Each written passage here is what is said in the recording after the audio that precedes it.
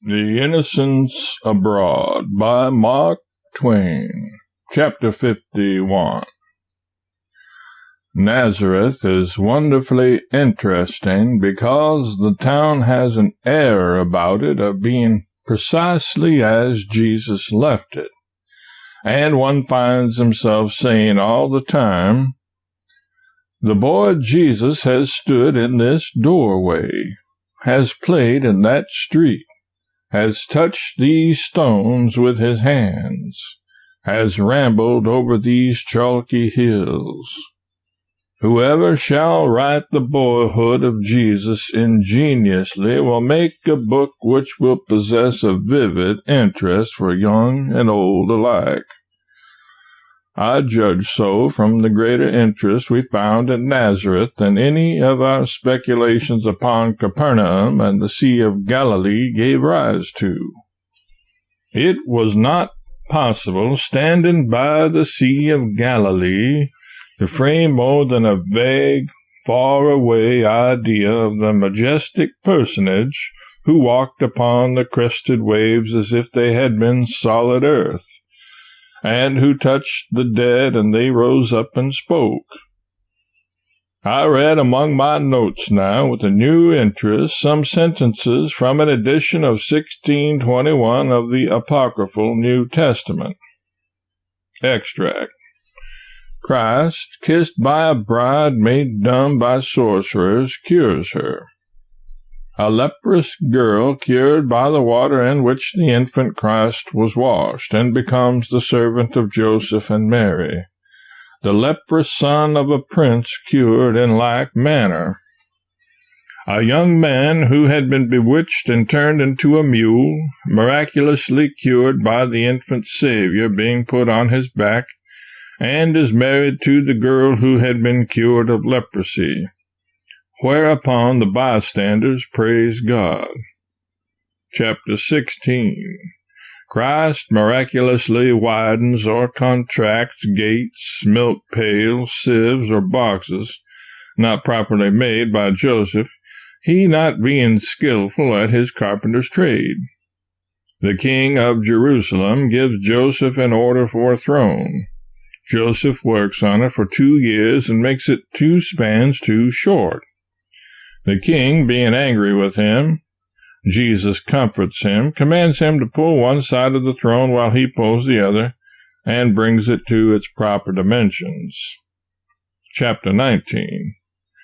Jesus, charged with throwing a boy from the roof of a house, miraculously causes the dead boy to speak and acquit him, fetches water for his mother, breaks the pitcher, and miraculously gathers the water in his mantle and brings it home.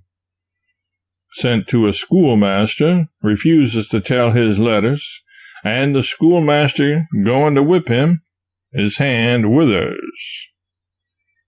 Further on in this quaint volume of rejected Gospels is an epistle of St. Clement to the Corinthians, which was used in the churches and considered genuine 14 or 1500 years ago. In it, this account of the fabled phoenix occurs. 1. Let us consider that wonderful type of the resurrection which is seen in the eastern countries, that is to say, in Arabia.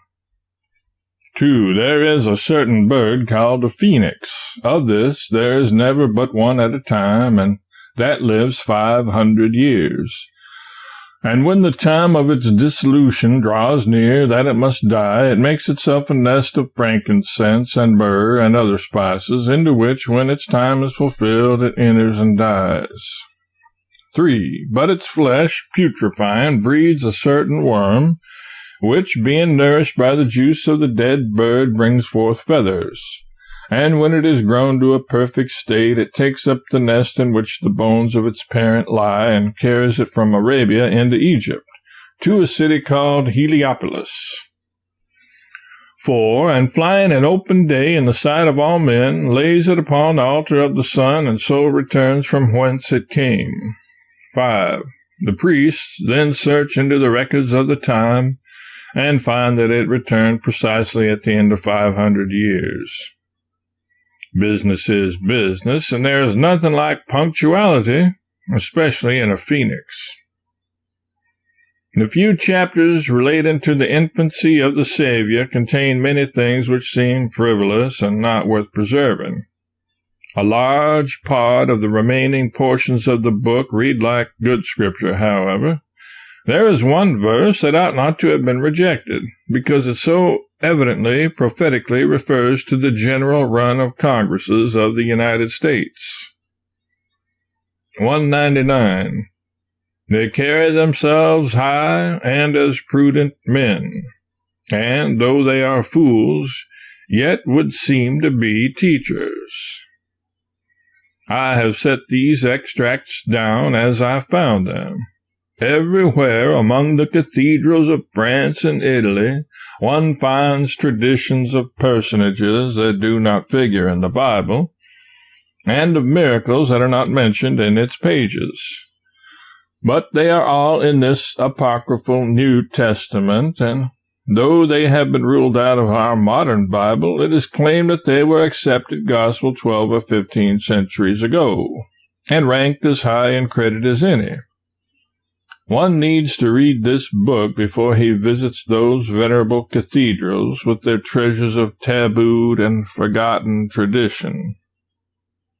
They imposed another pirate upon us at Nazareth, another invincible Arab guard.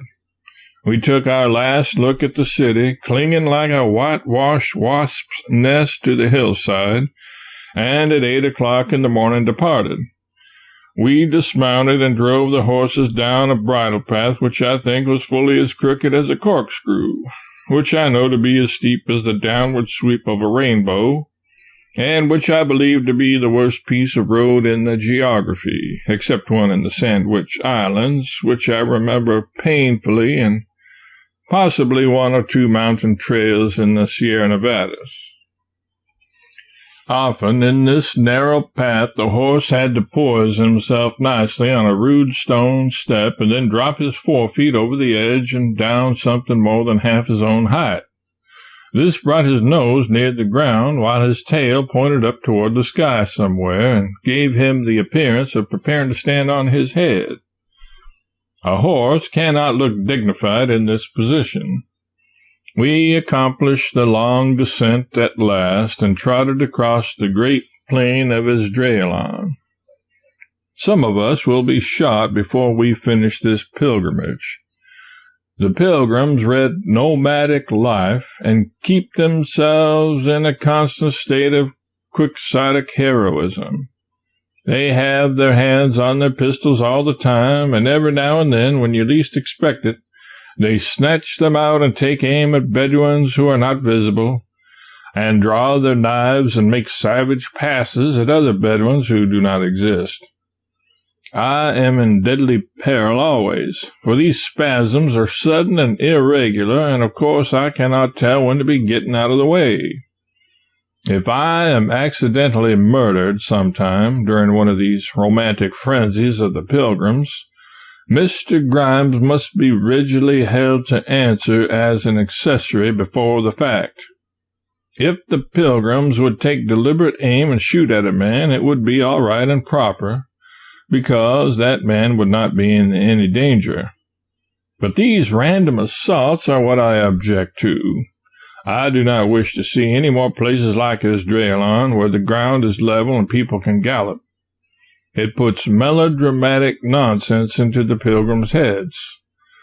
All at once, when one is jogging along stupidly in the sun and thinking about something ever so far away, here they come at a stormy gallop, spurring and whooping at those ridgy old sore-back plugs till their heels fly higher than their heads. And as they whiz by, out comes a little potato gun of a revolver. There is a startling little pop, and a small pellet goes singeing through the air. Now that I have begun this pilgrimage, I intend to go through with it, though, sooth to say, nothing but the most desperate valor has kept me to my purpose up to the present time. I do not mind Bedouins. I am not afraid of them. because neither Bedouins nor ordinary Arabs have shown any disposition to harm us, but I do feel afraid of my own comrades. Arriving at the furthest verge of the plain, we rode a little way up a hill and found ourselves at Endor, famous for its witch. Her descendants are there yet. They were the wildest horde of half-naked savages we have found thus far. They swarmed out of mud beehives, out of hovels of the dry goods box pattern, out of gaping caves under shelving rocks, out of crevices in the earth. In 5 minutes, the dead solitude and silence of the place were no more, and the begging, screeching, shouting mob were struggling about the horses' feet and blocking the way. "Bucksheesh! Bucksheesh! Bucksheesh, how are ye, Bucksheesh?" It was Magdala over again, only here the glare from the infidel eyes were fierce and full of hate. The population numbers 250, and more than half the citizens live in caves in the rock. Dirt, degradation, and savagery are Endor's specialty. We say no more about Magdala and Deveria now. Endor heads the list. It is worse than any Indian campoodie. The hill is barren, rocky, and forbidding.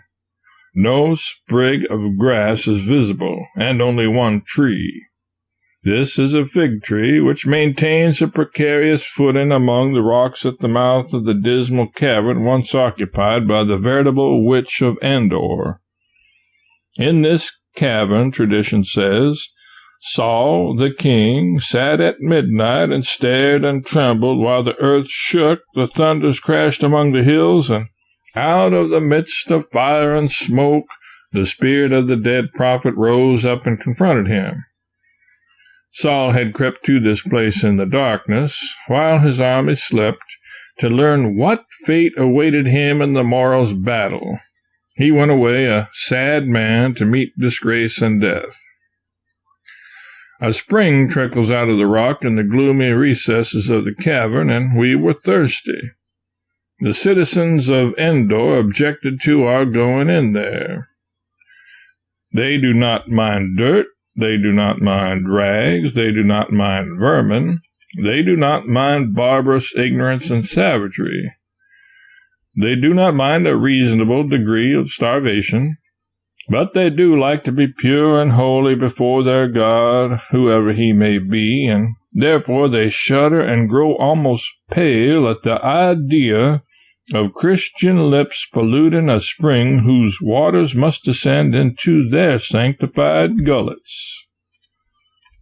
We had no wanton desire to wound even their feelings or trample upon their prejudices, but we were out of water, thus early in the day, and were burning up with thirst. It was at this time and under these circumstances that I framed an aphorism which has already become celebrated. I said, "Necessity knows no law." We went in and drank. We got away from the noisy wretches finally, dropping them in squads and couples as we filed over the hills. The aged first, the infants next, the young girls further on. The strong men ran beside us a mile and only left when they had secured the last possible piastre in the way of bucksheesh.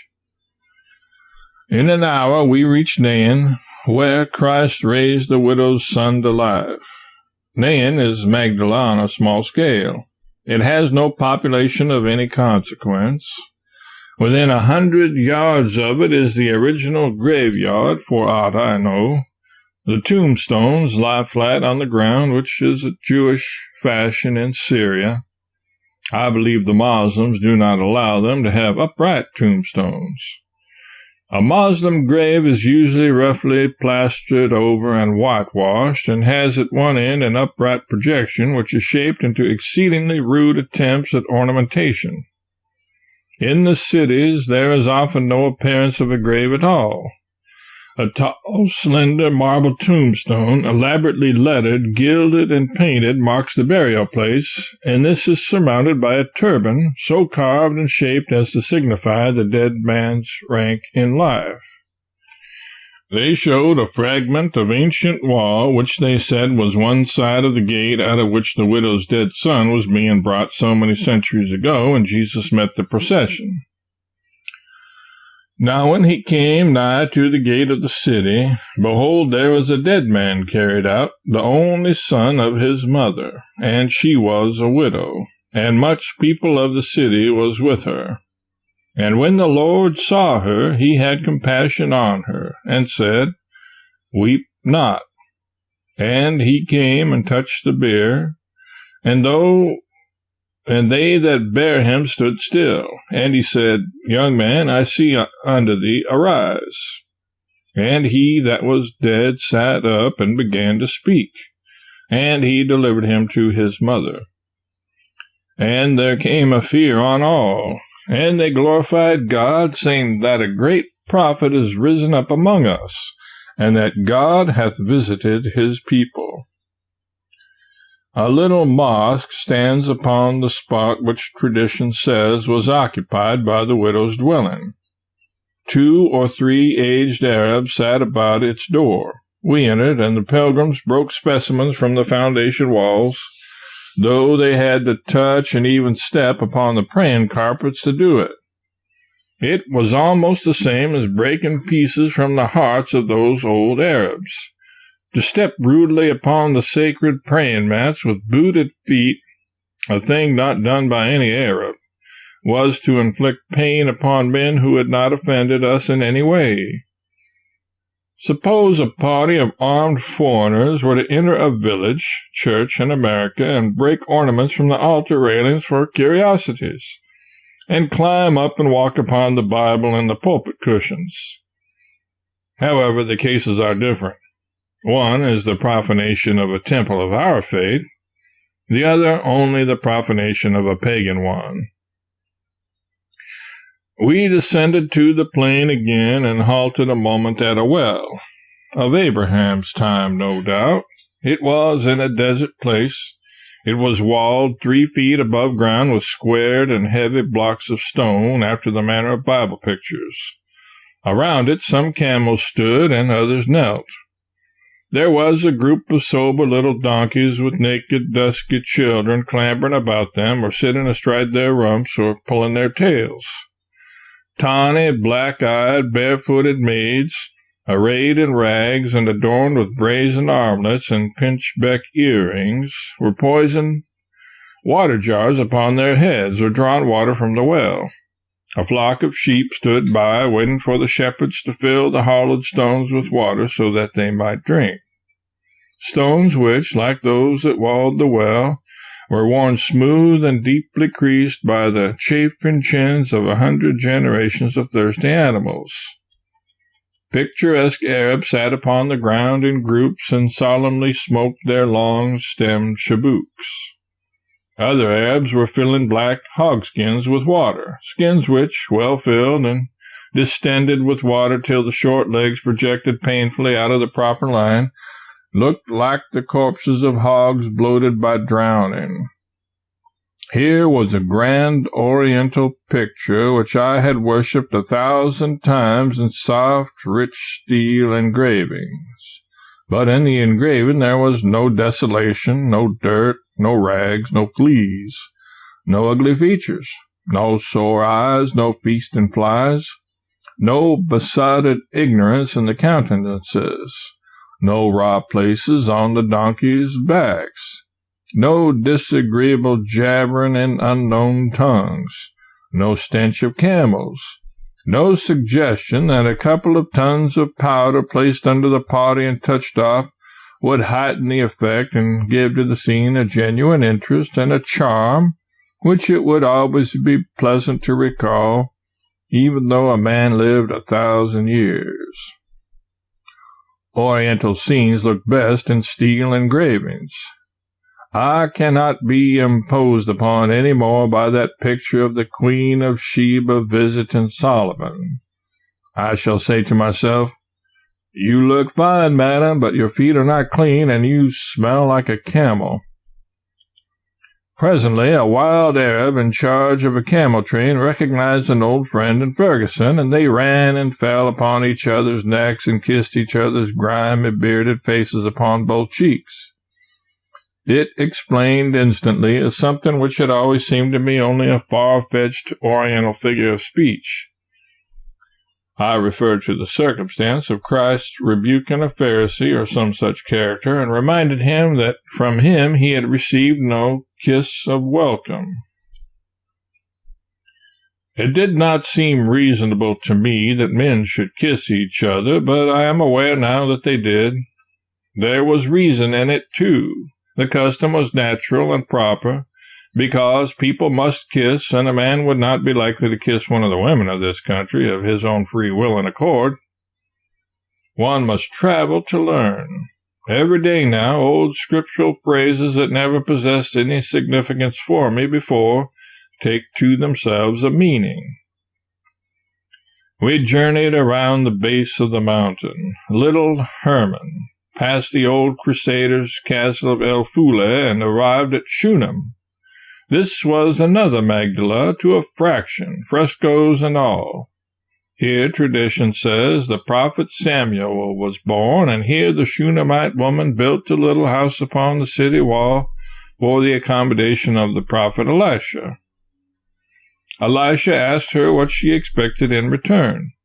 It was a perfectly natural question, for these people are and were in the habit of proffering favors and services, and then expecting and begging for pay. Elisha knew them well. He could not comprehend that anybody should build for him that humble little chamber for the mere sake of old friendship, and with no selfish motive whatever. It used to seem a very impolite, not to say a rude question for Elisha to ask the woman, but it does not seem so to me now. The woman said she expected nothing. Then for her goodness and her unselfishness he rejoiced her heart with the news that she would bear a son. It was a high reward, but she would not have thanked him for a daughter. Daughters have always been unpopular here. The son was born, grew, waxed strong, died. Elisha restored him to life in Shunem. We found here a grove of lemon trees, cool, shady, hung with fruit. One is apt to overestimate beauty when it is rare, but to me this grove seemed very beautiful. It was beautiful. I do not overestimate it. I must always remember Shunem gratefully as a place which gave to us this leafy shelter after our long, hot ride. We lunched, rested, chatted, smoked our pipes an hour, and then mounted and moved on. As we trotted across the plain of Jezreel, we met half a dozen Digger Indians, Bedouins, with very long spears in their hands, cavorting around on old crowbait horses and spearing imaginary enemies, whooping and fluttering their rags in the wind, and carrying on in every respect like a pack of hopeless lunatics. At last, here were the wild, free sons of the desert, speeding over the plain like the wind on their beautiful Arabian mares we had read so much about and longed so much to see. Here were the picturesque costumes. This was the gallant spectacle. Tatterdemalion vagrants, cheap braggadocio, Arabian mares spined and necked like the ichthyosaurus in the museum, and humped and cornered like a dromedary. To glance at the genuine son of the desert is to take the romance out of him forever. To behold his steed is to long in charity to strip his harness off and let him fall to pieces. Presently we came to a ruinous old town on a hill, the same being the ancient Jezreel. Ahab, king of Samaria, this was a very vast kingdom for those days and was very nearly half as large as Rhode Island, dwelt in the city of Jezreel, which was his capital. Near him lived a man by the name of Naboth, who had a vineyard. The king asked him for it, and when he would not give it, offered to buy it. But Naboth refused to sell it. In those days, it was considered a sort of crime to part with one's inheritance at any price, and even if a man did part with it, it reverted to himself or his heirs again at the next Jubilee year. So this spoiled child of a king went and lay down on the bed with his face to the wall and grieved sorely. The queen, a notorious character in those days, and whose name is a byword and a reproach even in these, came in and asked him wherefore he sorrowed, and he told her. Jezebel said she could secure the vineyard, and she went forth and forged letters to the nobles and wise men in the king's name, and ordered them to proclaim a fast and set Naboth on high before the people, and suborned 2 witnesses to swear that he had blasphemed. They did it, and the people stoned the accused by the city wall, and he died. Then Jezebel came and told the king and said, Behold, Naboth is no more. Rise up and seize the vineyard. So Ahab seized the vineyard and went into it to possess it. But the prophet Elijah came to him there and read his fate to him and the fate of Jezebel, and said that in the place where dogs licked the blood of Naboth, dogs should also lick his blood.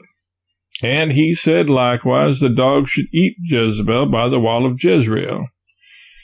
In the course of time the king was killed in battle, and when his chariot wheels were washed in the pool of Samaria, the dogs licked the blood. In after years, Jehu, who was king of Israel, marched down against Jezreel by order of one of the prophets, and administered one of those convincing rebukes so common among the people of those days. He killed many kings and their subjects, and as he came along he saw Jezebel, painted and finely dressed, looking out of a window, and ordered that she be thrown down to him. A servant did it, and Jehu's horse trampled her underfoot. Then Jehu went in and sat down to dinner. And presently he said, Go and bury this cursed woman, for she is a king's daughter. The spirit of charity came upon him too late, however, for the prophecy had already been fulfilled. The dogs had eaten her, and they found no more of her than the skull, and the feet, and the palms of her hands. Ahab, the late king, had left a helpless family behind him, and Jehu killed 70 of the orphan sons. Then he killed all the relatives and teachers and servants and friends of the family, and rested from his labors until he was come near to Samaria, where he met 42 persons and asked them who they were. They said they were brothers of the king of Judah. He killed them. When he got to Samaria, he said he would show his zeal for the Lord.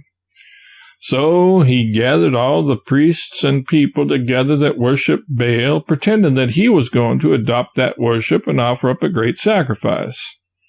And when they were all shut up where they could not defend themselves, he caused every person of them to be killed.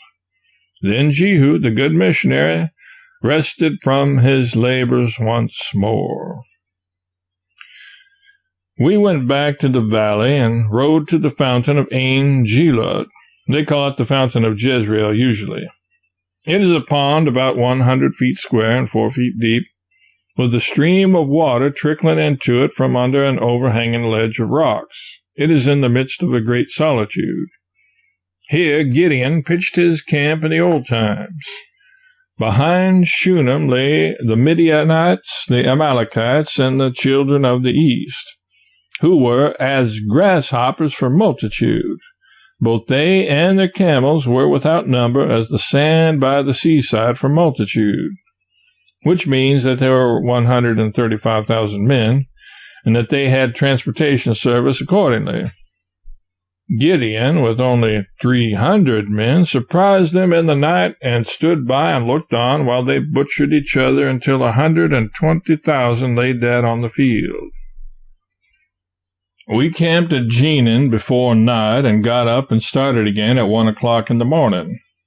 Somewhere towards daylight we passed the locality where the best authenticated tradition locates the pit into which Joseph's brethren threw him, and about noon, after passing over a succession of mountain tops clad with groves of fig and olive trees, with the Mediterranean in sight some 40 miles away, and going by many ancient biblical cities whose inhabitants glowered savagely upon our Christian procession, and were seemingly inclined to practice on it with stones, we came to the singularly terraced and unlovely hills that betrayed that we were out of Galilee and into Samaria at last. We climbed a high hill to visit the city of Samaria, where the woman may have hailed from who conversed with Christ at Jacob's well, and from whence, no doubt, came also the celebrated Good Samaritan. Herod the Great is said to have made a magnificent city of this place, and the great number of coarse limestone columns 20 feet high and 2 feet through that are almost guiltless of architectural grace of shape and ornament are pointed out by many authors as evidence of the fact. They would not have been considered handsome in ancient Greece, however.